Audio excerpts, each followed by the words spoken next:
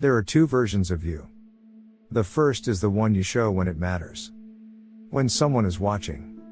When the stakes are visible and your reputation is in the room. The second is the one that appears when you are tired. When you are losing. When the person in front of you cannot do anything for you and no one important will find out how you treated them. Most men spend enormous energy on the first version. Very little on the second.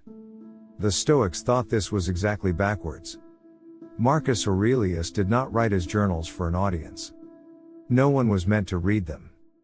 They were private instructions, written to himself, about who he was when no external pressure required him to be good. That is the whole point. He was not performing virtue. He was building it in private, so that it would be present when performance was impossible. Epictetus made a distinction that most people never consider. He separated the man who behaves well because he is being observed from the man who behaves well because that is simply who he is. The first man is dependent. Remove the audience and he changes. The second man is free. His character does not have an off switch.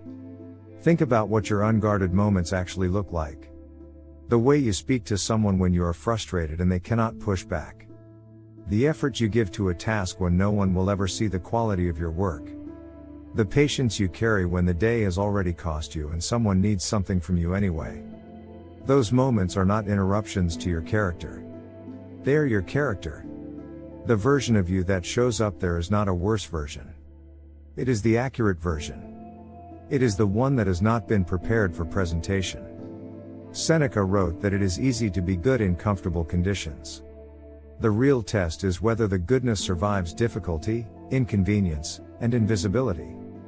Most men fail that test quietly and privately, in ways that never make headlines but accumulate over years into a gap between who they believe they are and who they actually are. That gap is not neutral. It costs something. It costs you the ability to fully trust yourself. Because somewhere underneath the performance, you know which version shows up under pressure. The Stoics were not interested in reputation in the way most people are. They were interested in something harder to fake and harder to lose, actual character. Reputation is what others think of you.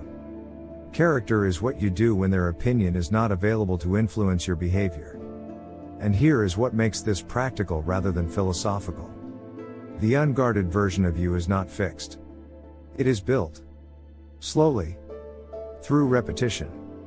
Every time you hold your standard when no one is watching, you strengthen the version of yourself that does not need an audience to function. Every time you drop it because it is inconvenient, you deepen the habit of inconsistency. Marcus Aurelius returned to this idea again and again in his private writing. Not because he had mastered it. Because he had not. Because it is the kind of thing that requires daily attention or it slips. He was one of the most powerful men in the world. He still had to remind himself not to behave differently in private than he would in public. That tells you something important. This is not a beginner problem. It is a permanent one. The work is not to become a man who never falters in private. The work is to notice when you do, and to take that seriously rather than explaining it away. Most men explain it away. They say they were tired. That it was a hard day. That the other person provoked them. That it does not count because no one saw. The Stoics would say it is the only thing that counts. Because the version of you that appears when no one is watching is not the exception. It is the foundation everything else is built on. If that foundation is inconsistent, everything above it is less stable than it appears. The question worth sitting with is not whether you perform well when it matters. Most men do. That part is relatively easy. The question is what is left when the performance is not required. When you are alone. When you are losing. When there is no reward for doing the right thing and no consequence for doing the easier one. Who shows up then is who you are. And who you are is entirely within your control to shape.